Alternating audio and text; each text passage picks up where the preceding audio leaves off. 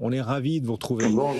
L'or, Bonjour l'argent, Guillaume. qui ont perdu 20, 25, parfois 30% au plus bas depuis leur plus haut depuis de la semaine dernière. Il y a une énorme correction en cours, correction spéculative et des facteurs techniques qui viennent aggraver le mouvement, Sébastien? Oui, alors correction spéculative parce que hausse spéculative, c'est-à-dire que l'argent avait un aspect spéculatif peut-être plus accessible, je ne sais pas, mais attirait plus les investisseurs que l'or. L'or est un marché quand même beaucoup plus large. Les deux trouvaient leur fondement économique, hein. Il y avait tout à fait les bonnes justifications pour acheter de l'or et toujours d'ailleurs pour en acheter. Mais vous aviez pu voir ces derniers jours, ces dernières semaines que les hausses étaient, dans le jargon, on dit parabolique, c'est-à-dire quasiment à angle droit.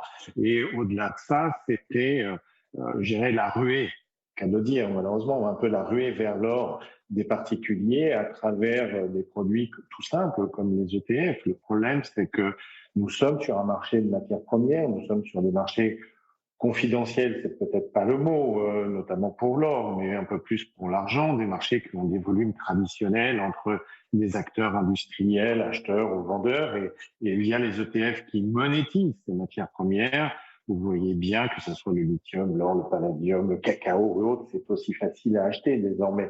Et donc, on avait quand même des volumes la semaine dernière, pardon, sur les ETF spécialisés qui étaient absolument fou, puisqu'on avait des ETF qui arrivaient à avoir des volumes et des traitements journaliers aussi importants que des ETF sur le S&P 500.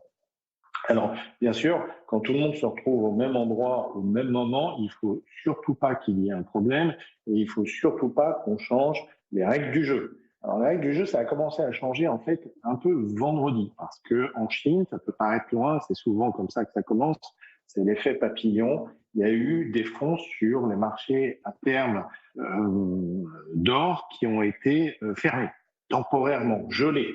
Ça a commencé à mettre un petit peu la panique et les investisseurs se sont sentis pris au piège, ont considéré qu'ils pouvaient être pris au piège dans d'autres fonds, donc ont commencé à sortir, ce qui a fait sortir, qui a fait baisser les marchés, qui a fait sortir tout un tas d'acteurs qui jouent avec des données, des ordres stop, des choses comme ça pour limiter leurs pertes. Et après, la baisse a appelé la baisse de la même façon que la hausse appelle la hausse. Donc, à partir de là, il y a naturellement une sorte d'effet avalanche et bien sûr, le régulateur qui peut s'inquiéter de pertes trop fortes vient à ce moment-là durcir les règles du jeu qu'il avait d'ailleurs déjà fait dans le courant du mois parce qu'il y avait certaines règles sur les appels de marge, notamment sur l'or et l'argent qui avaient été changés. Au lieu de mettre un petit dépôt, une somme, on mettait un pourcentage. Donc, ça veut dire que plus ça montait, plus il fallait mettre de l'argent.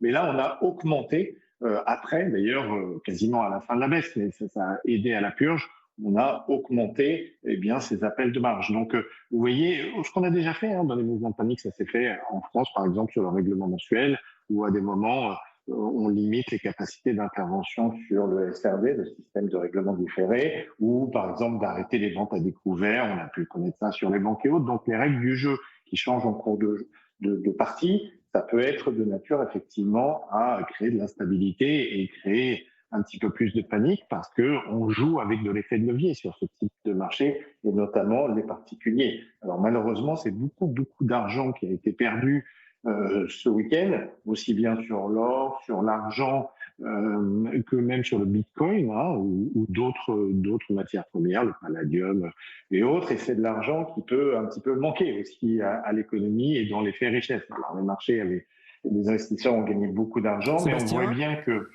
oui. Oui, non, c'est pas, on perd le fil. C'est Ah, très intéressant, mais c'est très long là.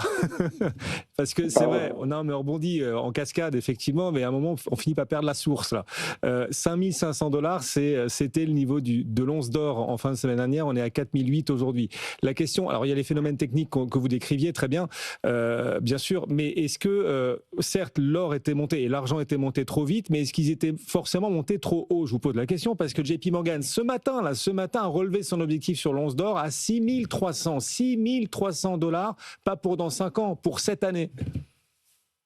Alors, monter trop, probablement pas. Monter trop vite, oui, et c'est toujours le problème. C'est-à-dire que quand vous montez trop vite, vous créez des effets de perturbation. Vous pouvez créer un effet de perturbation, par exemple, sur l'économie à travers une sorte d'inflation et d'effet de choc sur les industriels qui produisent et qui, naturellement, tout d'un coup, voient leur prix bouger, ils ne peuvent pas s'adapter comme ça. Donc, monter à un certain niveau et qui permet d'ajuster, parce que ça reste des métaux industriels, ou bien d'ajuster des parités avec des devises, pourquoi pas. Mais quand vous montez de manière parabolique, ça crée un effet de vague, un effet d'onde qui est trop gênant pour tout le monde.